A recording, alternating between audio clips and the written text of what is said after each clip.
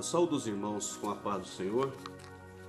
Estamos aqui na residência do pastor Jesusmar, que teve a iniciativa desse trabalho de gravação, tanto dos cultos como das escolas dominicais, e tem sido também o coordenador desse trabalho, né, nesses tempos que nós estamos passando. E nós estaremos nessa manhã de sábado, nós estaremos aprendendo aqui a lição de número 3 da revista Betel, e esse trimestre é um estudo sobre o livro de Salmos. Então vamos à introdução da lição, né? O título da lição é O Supremo Bom Pastor. Texto áureo. Está no Salmo 23, versículo 1. O Senhor é o meu pastor, nada me faltará. Verdade aplicada. Cristo, nosso bom pastor, deu sua vida por nós, supre todas as nossas necessidades e está conosco em todo o tempo. Objetivos da lição. Objetivo 1. Apresentar as características do bom pastor. Objetivo 2. Expor as necessidades da ovelha. Objetivo 3. Destacar a necessidade de conhecermos o bom pastor. Texto de referência. Salmo 23, dos versículos 1 até o versículo de número 6. Versículo 1. O Senhor é o meu pastor, nada me faltará. Deitar-me faz em verdes pastos, guia-me mansamente às águas tranquilas. Refrigera minha alma, guia-me pelas veredas da justiça por amor do seu nome. Ainda que eu andasse pelo vale da sombra da morte, não temeria mal algum, porque tu estás comigo. A tua vara e o teu cajado me consolam. Preparas uma mesa perante mim na presença dos meus inimigos, unges a minha cabeça com óleo, o meu cálice transborda. Certamente que a bondade e a misericórdia me seguirão todos os dias da minha vida, e habitarei na casa do Senhor por longos dias. Vamos fazer uma oração? Grandioso Deus e eterno Pai, estamos neste momento, Senhor amado, nesta residência, e estamos neste momento, Senhor amado, gravando este vídeo que vai ser divulgado. Nesse momento, Senhor, nós nos colocamos na total dependência do Teu Espírito e pedimos nesse momento que o Senhor nos dê a unção, nos dê a inspiração e que tudo aquilo que venhamos a falar nesta manhã, Senhor, possa servir de edificação e crescimento espiritual para todo aquele que venha assistir. É que eu te peço e já de antemão te agradeço, no nome santo e eterno de Jesus Cristo. Vamos à introdução da lição, irmãos. A parte 1, o pastor e suas ações. Essa lição desse trimestre, irmãos, é uma lição do livro dos Salmos, né? Conforme eu já disse. E conforme já foi até ensinado na nossa primeira lição pelo pastor Otávio, são 150 capítulos, né? 2.461 versículos, e desses 150 capítulos, 73 são de autoria de Davi, né? Então a gente observa que 13 lições vai ser um estudo bem resumido, né, do que seria o livro de Salmos. E o comentarista, ele escolheu aqui os assuntos nessas três lições, diversificado, né? E a lição de hoje é o Supremo Bom Pastor. Se nós fôssemos adivinhar, né, qual seria os versículos que poderiam estar aqui ligados a esse tema, acho que todos né? Seria uma unanimidade, que seria o Salmo 23. E o Salmo 23 foi um salmo escrito por Davi, né? E há de se observar, irmãos, que qual que era a atividade de Davi antes de tornar-se rei de Israel? Era justamente um pastor de ovelhas, né? E Davi, com as experiências que ele tinha de estar ali longo tempo da sua vida cuidando dos rebanhos de seu pai, ele teve a experiência de vivenciar toda aquela situação, daquele cuidado como um pastor, e ao mesmo tempo também ele conseguia observar ali qual que eram as necessidades das ovelhas, né? Então Davi, em dado momento, ele vendo ali as suas responsabilidades e vendo ali os cuidados que o rebanho necessitava, ele então tem a inspiração de registrar esse poema, não na condição de pastor, né? Mas na condição de ovelha, né?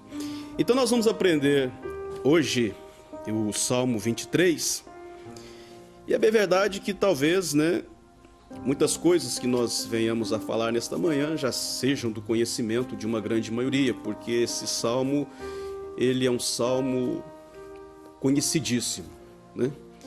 Mas se nós não aprendermos coisas novas, nós estaremos recordando aquilo que nós já sabemos, e nessa recordação nós teremos a oportunidade de estarmos edificando a nossa vida espiritual.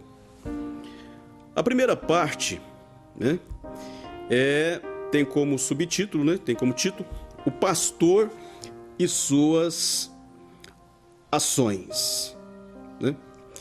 Então, conforme eu estava dizendo, Davi no Salmo 23, ele antecipa, né? Ele nos traz, ele nos traz esse poema tão maravilhoso. E quando nós, no Salmo 100, versículo 3, né? Sabei que o Senhor é Deus, foi Ele e não nós que nos fez ovelhas do seu pasto, no Velho Testamento. E no Novo Testamento, em João capítulo 10, versículo 11, o próprio Senhor Jesus, ele disse: eu sou o bom pastor. E na segunda parte desse versículo ele diz: o bom pastor dá vida pelas suas ovelhas. Então, ou seja, irmãos, nós pegamos de forma alegórica, né? A igreja como um todo, ela se compara a ovelhas. E nós enxergamos Deus, enxergamos a pessoa bendita de nosso Jesus Cristo como o nosso supremo pastor. Depois nós vamos entrar mais especificamente, né, sobre as características das ovelhas, mas o fato é, todo aquele que aceita Jesus como Salvador, a primeira coisa importante que há de se ter consciência é que ele se torna uma ovelha, dependente, carente, mas na mão de quem tem a capacidade e habilidade de cuidar bem do ser humano, que é Jesus Cristo de Nazaré. 1.1 Descanso nos momentos de perigo. Esse tópico 1.1, ele está ligado ao versículo, né? Versículo 2 e versículo 3. Deitar-me fazem verdes pastos, guia-me mansamente a águas tranquilas, refrigera minha alma, guia-me pelas veredas da justiça, por amor do teu nome. Então, nesse tópico 1.1, fala de descanso nos momentos difíceis, né? E quando fala verdes pastos, deitar em verdes pastos, ele está falando de repouso, está falando de descanso, né? E quando começa o versículo 2, diz: deitar-me faz. Ou seja, deitar-me faz, quem que faz isso? É o Senhor. Então, com a sua fidelidade, Ele nos transmite a segurança de quê? De que mesmo em momentos de perigo, Ele está próximo de nós. Simplesmente porque Deus, Ele é fiel, né? E eu sei que todos nós que já temos aí alguns tempos nessa jornada espiritual, né, desde que aceitamos a Jesus como Salvador, teve algum momento na sua vida que você se sentiu desamparado? Eu acredito que não. Nos momentos mais difíceis é quando nós temos a oportunidade de aproximarmos de Deus e de ver que Ele tem uma atuação em nossas vidas. Louvado seja o nome do Senhor. 1.2, né? Tem o subtítulo Refrigério para a alma atribulada. Então veja bem, irmãos, se nós olharmos o significado da palavra refrigério, né? Ela pelo dicionário é ato ou efeito de refrigerar, sensação agradável. Mas na Bíblia, na King James, vamos olhar aqui, King James, o que diz essa versão? Salmo 23, diz assim, versículo 3, é o que nós lemos, né? Refrigera minha alma, guia-me pelas veredas da justiça por amor do seu nome.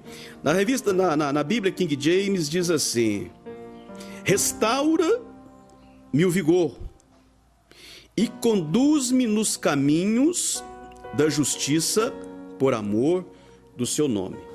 Então nós vemos aqui que essa palavra refrigera, né? Refrigera minha alma, com a versão King James, ela tem uma diferença, mas essa diferença, irmãos, ela tem o mesmo sentido. Por quê? Porque quando nós falamos de restaurar as forças, né? Nós entendemos que nós passamos por momentos, por experiências de desgaste, né? Só para nós termos um exemplo, no segundo livro de Coríntios, nós vamos aqui, 2 Coríntios, capítulo 7, versículo 5, escrito pelo apóstolo Paulo, né? Dirigida aos Coríntios, ele diz assim: porque mesmo quando chegamos a Macedônia, a nossa carne não teve antes em tudo por fora combates, temores, por dentro.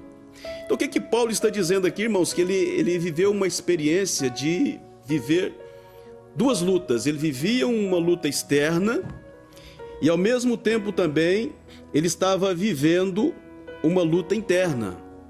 Ou seja, ele tinha um momento de perseguição e ao mesmo tempo, no meio daquela perseguição, ele estava vivendo um temor, ele estava passando por uma experiência difícil, né? Que era justamente o desgaste que internamente, na sua alma, na sua mente, aquilo produzia. Então a nossa vida, irmãos, é lógico que ele vai variar de pessoa para pessoa, de problema para problema, mas a verdade é que toda situação externa que nós vivenciamos, ela de uma certa forma, ela produz uma condição interna, né? Se as coisas estão tudo bem, internamente você vai estar tranquilo, né? Mas se as coisas não estão bem, internamente você não vai ter esse mesmo sentimento. E esse versículo é importante, irmãos, porque quando fala de refrigério, e quando fala também na King James, que é de revigorar, o que esse pastor está nos transmitindo? Que nesses momentos difíceis, né, Deus, ele se empenha em nos ajudar, em nos fortalecer, né?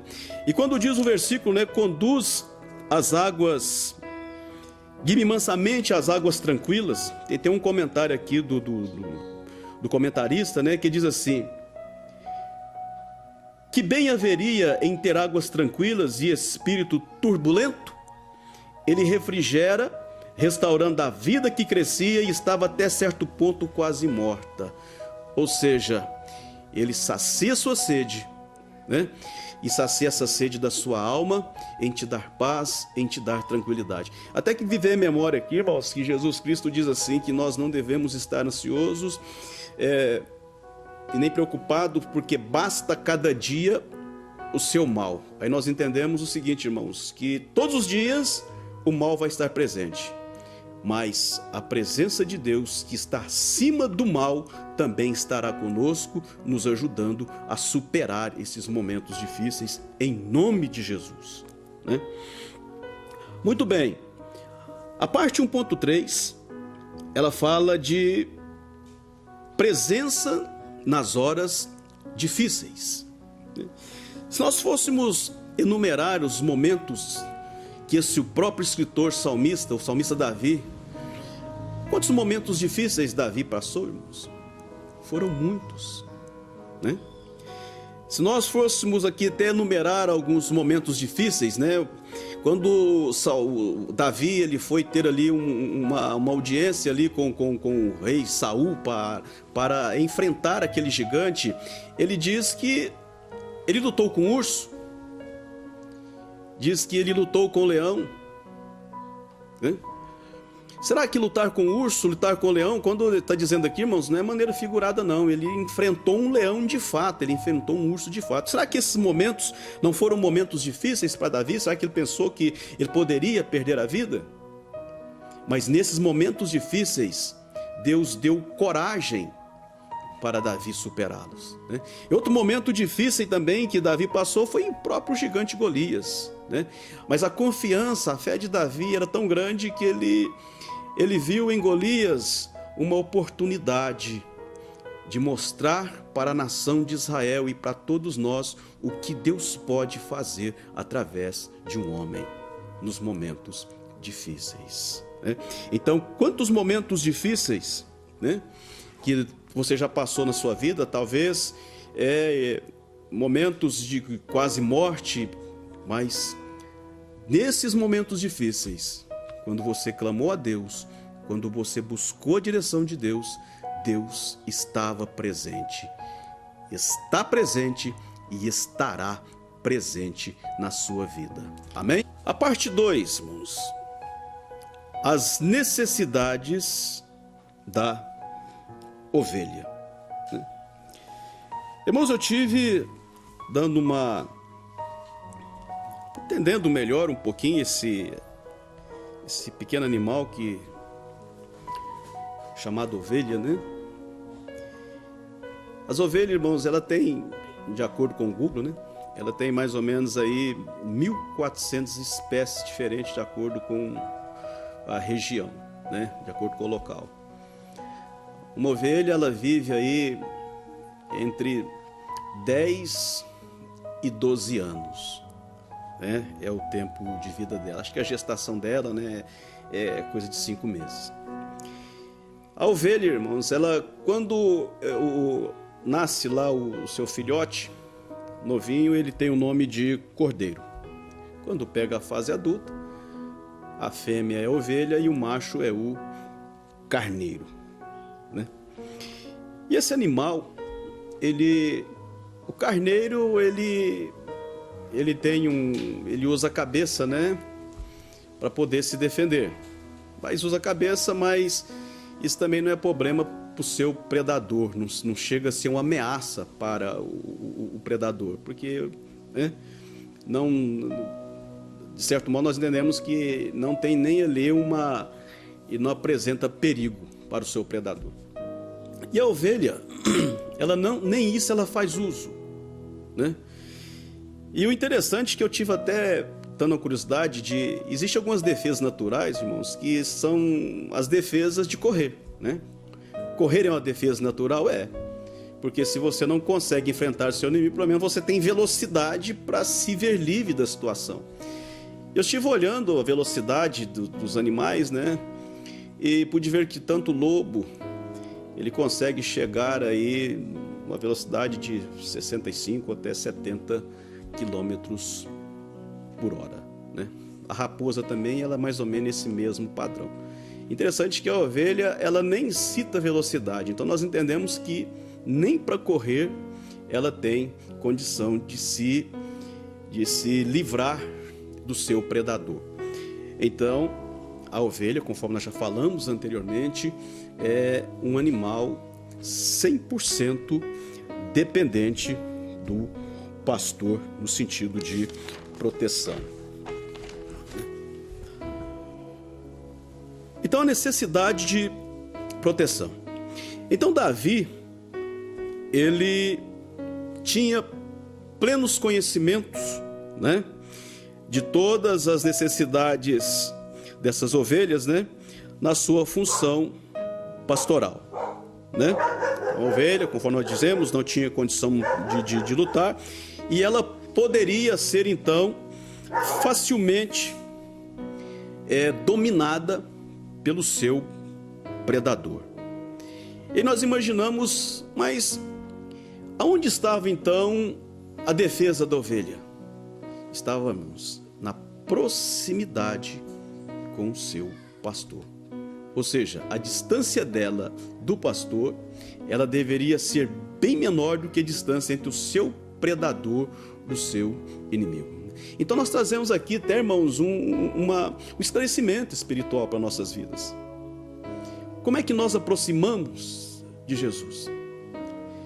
É bem verdade que Jesus, irmãos, ele quer estar presente em nossa vida em todos os momentos, mas muitas vezes nós é que distanciamos do Senhor, né?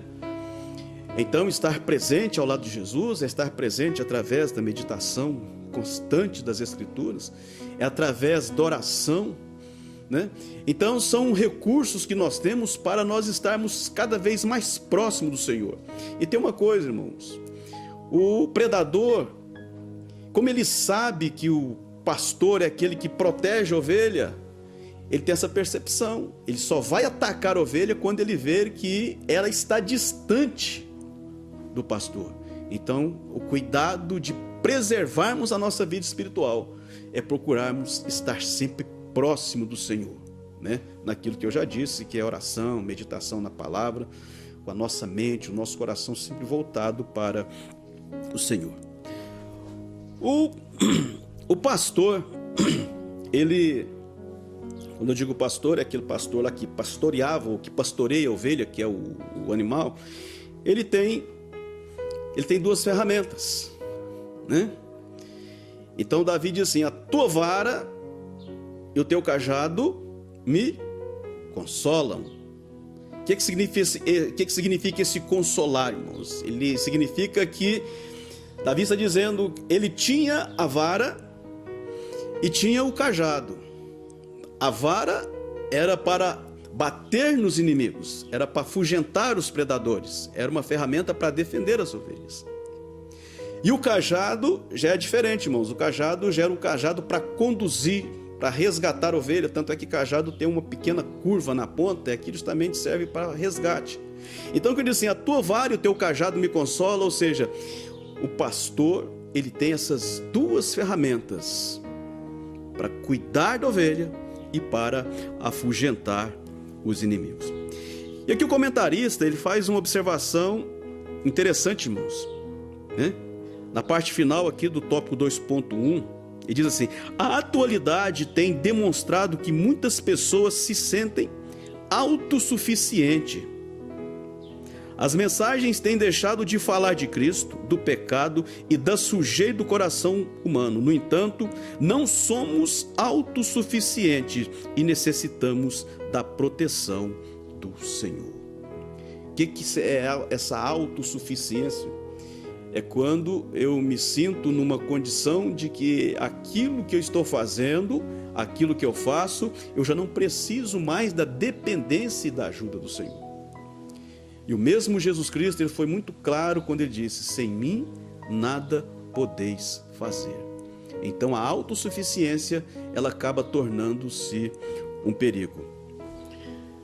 Tópico 2.2, né? Necessidade de direção. Davi sabia que o pastor ia à frente das ovelhas e utilizava o cajado para conduzi-las no caminho, pois as ovelhas não possuem uma visão apurada. Assim, desviam-se e desgarram-se do rebanho com muita facilidade, né? Então, ou seja, algum tempo atrás, irmãos, eu li um livro, eu achei interessante os trechos desse livro, né? Esse livro foi o autor estava numa excursão, né, em Israel, e naquela excursão tinha ali que era o guia turístico, né? Ele entrou ali na área agrícola, na região de pecuária ali, e a gente sabe que Israel é um país onde tem criação de ovelhas. E ele estava ali no ônibus, né, e estava explicando para os passageiros o que se ocorria, né, falando os costumes, os hábitos ali da região. E quando ele percebeu que ele haveria de passar por um local onde tinha criadores de ovelhas, e ele disse então para os passageiros: olha, nós vamos passar aqui numa região onde tem criação de ovelhas, e eu vou dizer uma coisa para vocês: a ovelha é um animal diferente dos demais, porque os outros você toca, você vai atrás tocando. As ovelhas é diferente, você tem que ir na frente e elas vão te seguindo, porque conhecem a sua voz, né? E quando ele passou em determinado trecho, ele viu uma cena lá que é uma cena um pouco anormal, atípica, né? Ele viu que alguém estava tocando as ovelhas com um pedaço de pau, né? Ele foi tocando. E aí alguém perguntou: mas o senhor acabou de dizer que aqui é diferente, as ovelhas conhecem a voz do pastor e seguem. Aí ele ficou intrigado com aquilo. Não, vamos lá, vamos conversar, porque realmente o que acontece normalmente é o que eu disse para vocês, né? Aí parou onde, chegou perto do rapaz e falou: por favor, responde uma pergunta para nós, né? E ele perguntou: pode falar o que é? Olha, eu até disse aqui para os passageiros que é comum as ovelhas seguir ao pastor, mas eu estou vendo que aqui está o inverso. Você está tocando as ovelhas, você não está na frente, você está atrás, né? Aí o rapaz disse para ele, né? Olha, eu não sou o pastor delas, eu sou o açougueiro, né? Então, irmãos, isso é interessante, né? Muito interessante, porque a direção é quando nós estamos seguindo ao Senhor, né? E essa direção em seguir ao Senhor, irmãos, né, nós vemos que ela torna-se o nosso alvo, né? E existem dois alvos quando nós procuramos seguir ao Senhor. Lucas capítulo 9, versículo 23. Se alguém quer vir após mim, negue-se a si mesmo e toma cada dia a sua cruz e siga-me. Então nós vemos desses versículos que foram aqui, nós sabemos que foi o próprio Jesus que disse essas palavras, né? Nós vemos que o caminho que nós estamos seguindo, que é o caminho de Cristo, é um caminho de aflição, é um caminho de provação.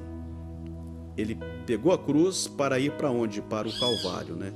Então, irmãos, enquanto nós estivermos aqui vivendo nessa terra, fazer a vontade de Deus não será fácil, porque o próprio Jesus Cristo disse: no mundo tereis aflições, mas tende bom ânimo, eu venci o mundo, né? Ele viveu as aflições, passou por elas, venceu, e nós estamos seguindo na nossa jornada nesse momento presente, né? Mas o nosso alvo é sempre olhar para Jesus Cristo, né?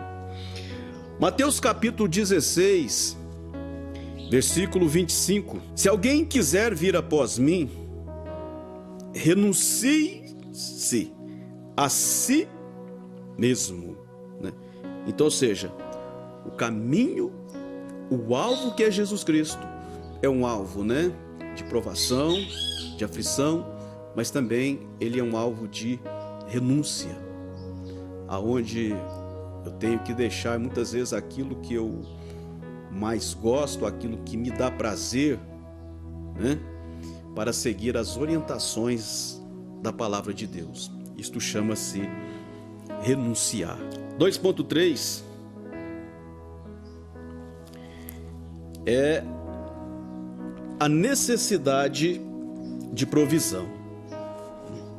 Aqui na lição diz assim, irmãos, as ovelhas necessitam ser alimentadas, precisam que sejam fornecidos pastos verdejantes. Ovelhas não conseguem distinguir entre as ervas próprias para o consumo e as venenosas. Como ovelhas de Cristo, somos alimentados por sua palavra. Este alimento vem por intermédio de uma meditação diária, de forma profunda, observando o seu conteúdo e aplicando-o na condução da nossa vida. Então, seja, irmãos, a palavra de Deus, né, no Salmo, acho que é o 119, diz: lâmpada para os meus pés é a tua palavra e luz para os meus caminhos, né? A grande provisão que nós temos em nossas mãos é a palavra de Deus. E a palavra de Deus, pastor Jesus Mar, ela é tão importante que o próprio Cristo fez uso dela, né? Quando ele foi ali tentado pelo diabo, né? Depois de 40 dias e 40 noites em jejum, quando ele foi ali submetido àquela tentação, ele poderia até usar de sua autoridade, porque ele é o Filho de Deus. Mas ele usou do recurso de se refugiar na palavra de Deus. Ele citou a palavra de Deus. Então, ou seja, irmãos, a maior provisão que nós temos nestes momentos que nós vivemos é a palavra de Deus. Mas por que confiar na palavra de Deus? Olha, irmãos, está escrito nas Escrituras, né? Acho que foi Jeremias, né? Eu velo pela minha palavra. Então, ou seja, irmãos, Deus, quando disse, ele empenhou a sua palavra e vela para cumpri-la, né? Então, a palavra de Deus é o nosso alimento diário. Nós não podemos deixar de meditar nessa palavra, porque essa palavra, irmãos, ela nos traz conforto, ela traz edificação.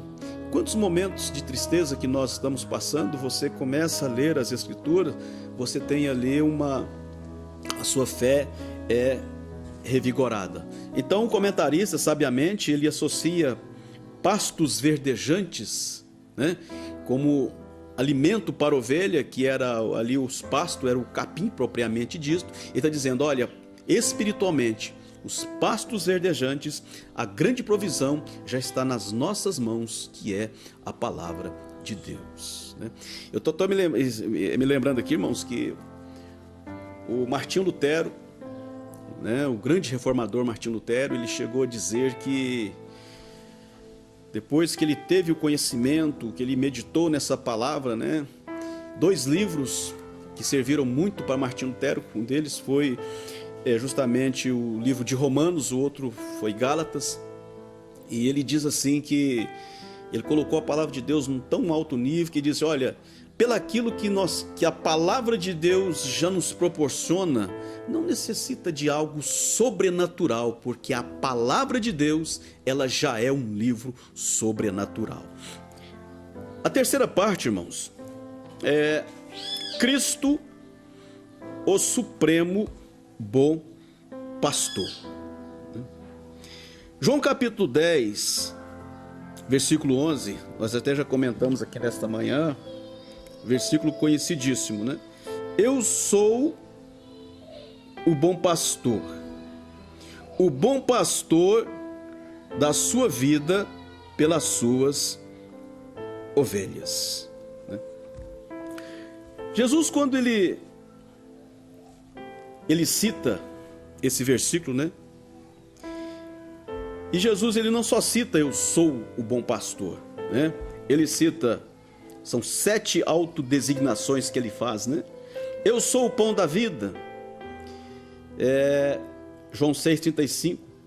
Eu sou a luz do mundo, a porta das ovelhas, o bom pastor, a ressurreição e a vida. Eu sou a ressurreição e a vida.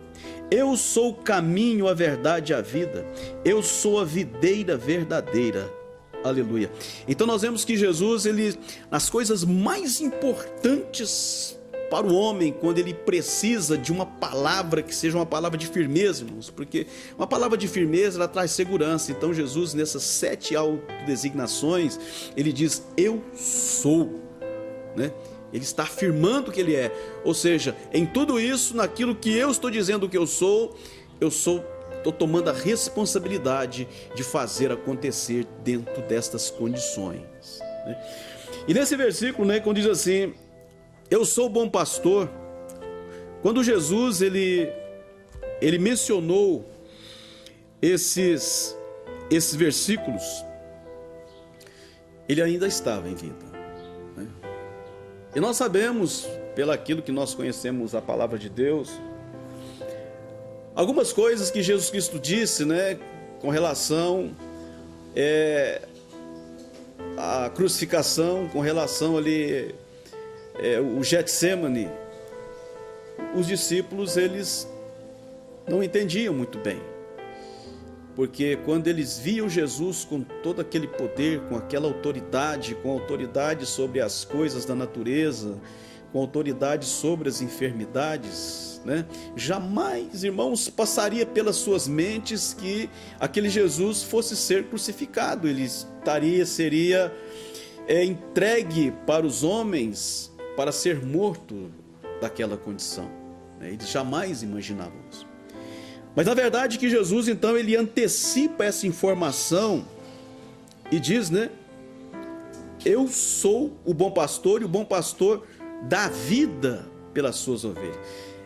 E uma coisa que nós temos que observar, irmãos, que Jesus, ele veio para realizar essa missão, né?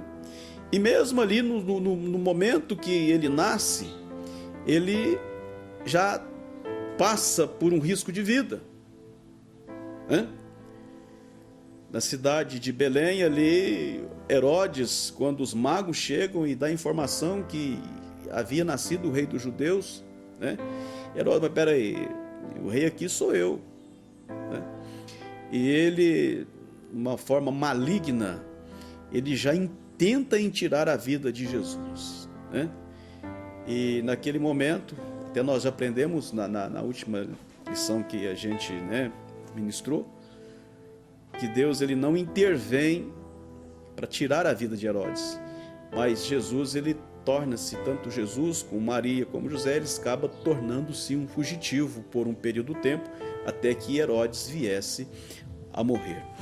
Ou seja, irmãos, então Jesus ali já em tenra idade, né, ele já passa por esse perigo. Mas Jesus, ele já era consciente de tudo aquilo que ele deveria de fazer, de realizar, né? E a obra mais relevante é a obra, o clímax da obra de Jesus Cristo, irmãos, foi justamente quando ele morre crucificado, né? Atendendo à justiça divina. Para quê, irmãos? Para que hoje nós venhamos ter acesso a Deus através da justiça que foi aplicada em Cristo Jesus.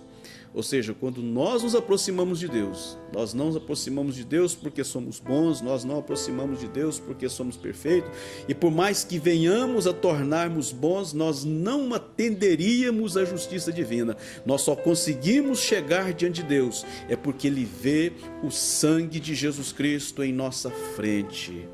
Aleluia. Ou seja, não existe homem bom. O Isaías chega a dizer que as nossas justiças, irmãos, são como trapos de imundície, né? Então por isso que Jesus, ele como o bom pastor, ele veio dar vida pelas ovelhas. E esta vida que ele veio dar para as ovelhas, irmãos, é esse acesso que nós temos diante de Deus através do sangue remidor de Jesus Cristo na cruz do Calvário, né? Essa é o grande objetivo, a grande importância, né? Na parte 3.2, relacionamento com as ovelhas. Deixa eu perguntar uma coisa a vocês, né, os irmãos e pessoas, né, não crentes, que está me ouvindo através desse vídeo. É possível haver um relacionamento sem ter o envolvimento? Eu acredito que não, irmãos, né? Acredito que não. Então, relacionar-se é quando você divide ideias, opiniões, é quando você tem ali a oportunidade de ter a interação, se conhecer mutuamente, né? Aí é que se dá o relacionamento. E essa 3.2, o relacionamento com as ovelhas, nós vemos que cada ser humano, ele tem a sua particularidade, né? Ele tem seu gênio, ele tem assim, o seu temperamento, ele tem a sua maneira de ser, né? Ou seja, nós temos aquilo que nós chamamos de a diversidade, né? A diversidade. E o próprio Jesus, irmãos, quando ele escolheu os discípulos, né? Se nós perguntássemos como era Pedro, ele era explosivo, extrovertido, ele era impulsivo. Quando nós olhamos ali também Tomé, como era Tomé? Tomé era muito prático, né? Nós vemos lá que quando Jesus ressuscitou, que ele teve as informações que Jesus Cristo havia ressuscitado, ele simplesmente não acreditou, né? Por que não acreditou? Porque ele viu que era algo impossível de se acontecer. Então ele chega a dizer, eu tenho que tocar nas feridas dele, eu tenho que apalpar para ver se realmente vocês estão vendo Jesus. Então eu vejo que Tomé era uma pessoa prática e ao mesmo tempo ele era hesitante, né? Mas Tomé foi escolhido por Jesus? Não foi escolhido por Jesus, né? Nós vemos que Jesus escolheu Mateus. Mateus era um publicano, e nós conhecemos que o publicano, ele era inimigo da sociedade de Israel. Ninguém gostava do publicano, porque ele arrecadava impostos para passar para Roma. Ninguém gostava de Mateus, sem contar que muitos eram desonestos, se enriqueciam, passava parte, né, dos impostos, retia alguma quantidade, e eram pessoas que se beneficiavam de uma situação onde desfavoreciam uns, né, pela ali a responsabilidade de pagar os impostos, e se favoreciam. Então eles eram detestados. Jesus vai e chama Mateus para ser o seu discípulo. E é interessante também que Jesus ele escolhe também Judas, né? Judas, o traidor. Eu faço até uma pergunta: se você tivesse a onisciência de saber que você estaria escolhendo um amigo, e se você soubesse que esse seu amigo seria um traidor de você no futuro, você escolheria esse amigo? Eu acho que ninguém faria uma coisa dessa, né? Mas Jesus ele escolhe a Judas como seu discípulo, né? E Judas, durante os 3 anos e meio, irmãos, ele perdeu a grande oportunidade de tomar uma decisão correta, como os demais 11 tomaram, né? Ele foi para o extremo de tornar-se um traidor de Jesus Cristo. Então veja bem, irmãos, e que todas essas pessoas, durante todo esse período, nessas diferenças de gênio, de comportamento, elas tiveram ali esse relacionamento com o Senhor, né? E se nós olharmos para a vida da igreja, você como ovelha, né?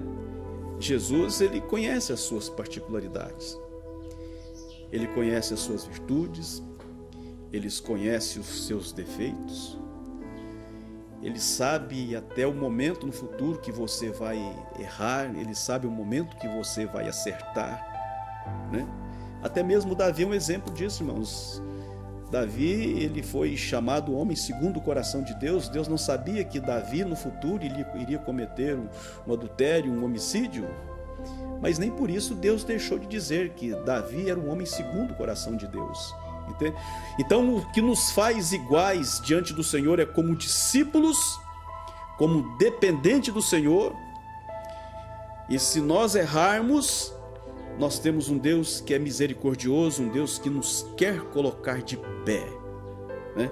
Então, como discípulos, nós somos todos iguais e todos temos a oportunidade de conhecer este Jesus tão maravilhoso através da sua bendita e gloriosa palavra.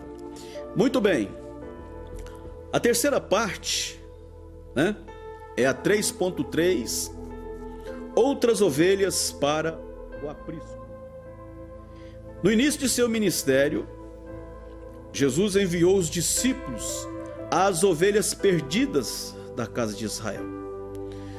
No entanto, as ovelhas de Cristo não se restringiriam apenas aos judeus. Pedro anunciou o evangelho aos gentios. E Paulo anunciou o evangelho até os confins do Império Romano. Consequentemente, nós somos ovelhas de Cristo. Ou seja, irmãos, as primeiras ovelhas foram aquelas ovelhas que presenciaram, né, os grandes milagres de Jesus Cristo, presenciaram ali o sobrenatural.